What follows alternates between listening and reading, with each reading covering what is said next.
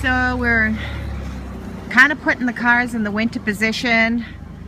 It's a little after 4 p.m. and we're expecting a really nasty blizzard. So who knows?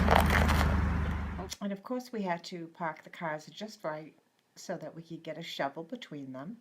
Jay had to check it out just to make sure.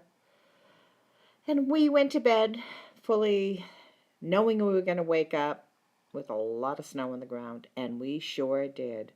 I think at one point there was about 27, 28 inches. We were out there shoveling, snow blowing, and it was almost impossible to keep up with it because the wind was howling and it just kept snowing all day.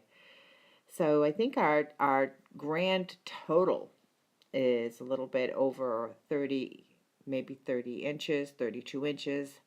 I think 3 feet.